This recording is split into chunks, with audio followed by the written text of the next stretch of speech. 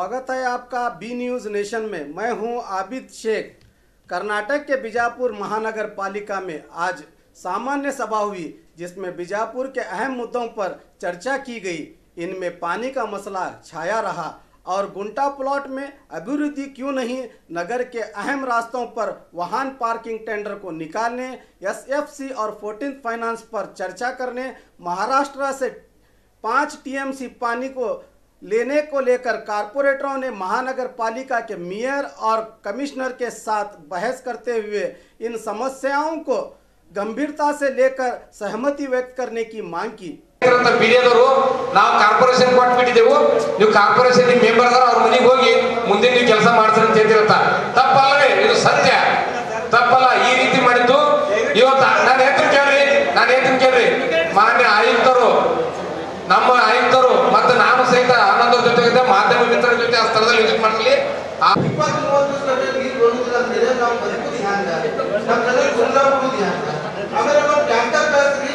ಅದೇ ಟ್ಯಾಂಕರ್ ಕಳ್ಸೋಣ, ಒಂದು ಟ್ಯಾಂಕರ್ ಬರೋಣ 10 ಮನೆಯೂ ಆಗುದಿಲ್ಲ, ಟ್ಯಾಂಕರ್ ಹೋಗ್ಬಿಡ್ತಾರೆ.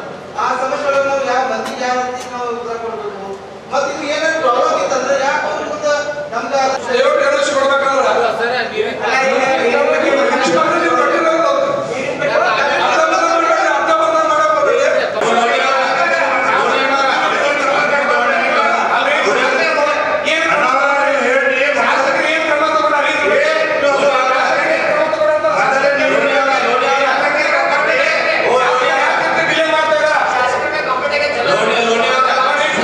इसी दौरान बाजार के व्यापारियों ने वाहन पार्किंग को निकालने के लिए रास्ता रोककर एहतजाजी धरना दिया।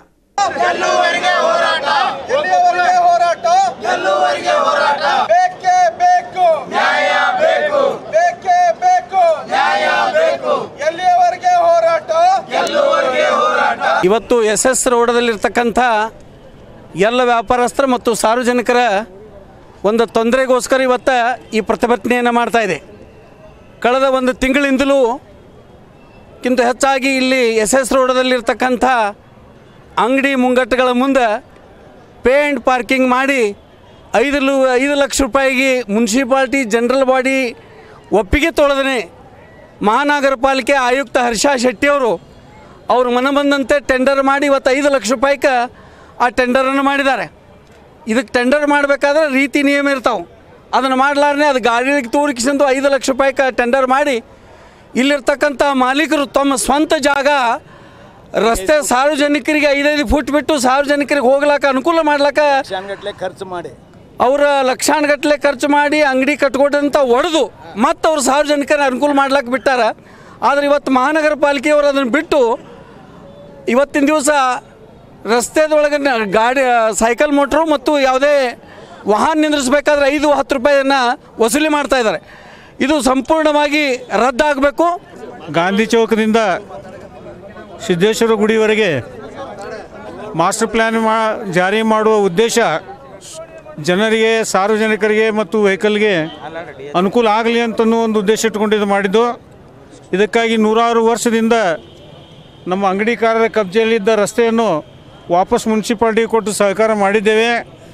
ಆದರೆ ಈ ರಸ್ತೆ ಅಗಲೀಕರಣದ ನಂತರವೂ ಕೂಡ ಈ ರಸ್ತೆಯ ಮೇಲಿನ ಟ್ರಾಫಿಕ್ಗೆ ಯಾವುದೇ ಅನುಕೂಲ ಆಗಿಲ್ಲ.